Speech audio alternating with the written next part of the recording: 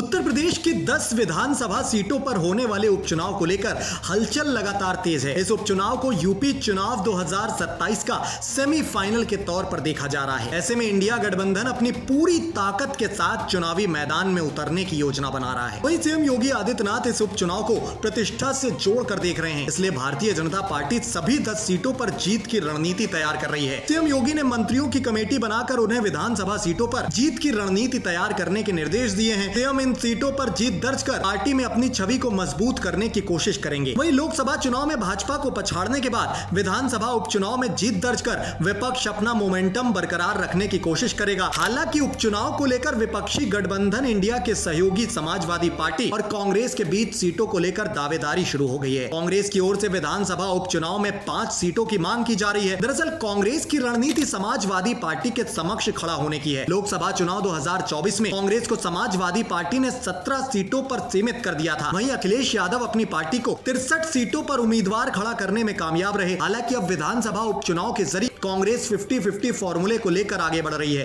कांग्रेस इस उपचुनाव के जरिए यूपी विधानसभा चुनाव 2027 की रणनीति बनाती दिख रही है। पार्टी प्रदेश में अपनी स्थिति मजबूत होने का दावा कर रही है। पार्टी नेताओं का कहना है कि हमारी तैयारी तो सभी 10 सीटों पर पुख्ता है। इसके जरिए माना जा रहा है कि सपा पर दबाव बनाया जा रहा है। लोकसभा चुनाव 2024 में कांग्रेस 17 में से 6 सीटों पर जीत दर्ज करने में कामयाब रही। इस रिजल्ट ने पार्टी के मनोबल को बढ़ाया है। उत्तर प्रदेश में विधानसभा चुनाव 2027 से पहले हो रहे हैं। उपचुनाव में अलग अलग दल गठबंधन में अपनी स्थिति साफ करने की कोशिश में है। एनडीए की तस्वीर भी इस उपचुनाव के जरिए बनती बदलती दिख सकती है। एक तरफ राष्ट्रीय लोक दल अपने दावे कर रही है, वहीं अन्य सहयोगी दलों की भी दावेदारी है। दूसरी तरफ समाजवादी पार्टी और आधी सीटों पर चुनाव लड़ने की बात कर रही है। दरअसल यूपी में जिन 10 सीटों पर उपचुनाव हो रहा है, उनमें 5 सीटें एनडीए के पाले में थी, वहीं 5 सीटों पर समाजवादी पार्टी का कब्जा था। कांग्रेस एनडीए के पाले वाली सभी 5 सीटों पर अपने दावे कर रही है। इस हिसाब से देखा जा रहा है कि विधानसभा चुनाव 2027 में कांग्रेस 403 में से 200 से ज्यादा सीटों पर अपनी दावेदारी पेश कर सकती है। यूपी उपचुनाव को लेकर इंडिया गठबंधन की बनाई जा रही तस्वीर और कांग्रेस के दावों को इसी नजरिए से देखा जा रहा है। हालांकि अखिलेश यादव इस फॉर्मूले पर राजी होते हैं या नहीं, ये देखने वाली बात होगी। समाजवादी पार्टी ने विधानसभा उपचुनाव में 10 में से 3 सीटें तक देने की तैयारी की है। दरअसल यूपी के विधानसभा चुनाव में कांग्रेस और समाजवादी पार्टी 2017 में एक साथ लड़ चुके हैं। उस समय समाजवादी पार्टी 311 और कांग्रेस को 114 सीटों पर चुनावी मैदान में उतारा गया था। एक बार फिर वही फॉर्मूला लागू करने की कोशिश में अखिलेश यादव हैं। कांग्रेस प्रदेश अध्यक्ष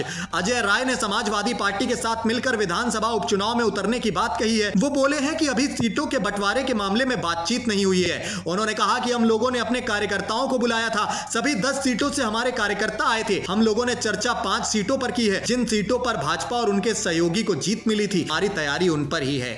समाजवादी पार्टी की कब्जे वाली 5 सीटों पर हमारे कार्यकर्ता उनके साथ मिलकर पूरी मुस्तैदी से चुनाव लड़ेंगे। इस तरह अजय राय ने 5 सीटों पर अपने दावे को साफ किया है। अजय राय के समीकरण को देखा जाए तो यूपी चुनाव में भाजपा 255 सीटों पर जीती थी, वहीं एनडीए को 287 सीटों पर जीत मिली थी। वहीं समाजवादी पार्टी 111 सीटों पर जीत दर्ज करने में कामयाब रही। कांग्रेस को 2 सीटों पर जीत मिली। इस हिसाब से कांग्रेस आगामी चुनावों में एनडीए के कब्जे वाली सीटों पर दावे कर सकती है। फिर दोस्तों, आपको क्या लगता है, उपचुनाव के दरमियान इंडिया गठबंधन का वजूद रह पाएगा या नहीं? अपनी कीमती राय कमेंट बॉक्स में जरूर बताएं। साथ ही देश दुनिया की ऐसी ही तमाम डिटेल्ड अपडेट से खुद को अवेयर रखने के लिए वीके न्यूज के अलग अलग डिजिटल प्लेटफॉर्म से आप यूं ही जुड़े रहें।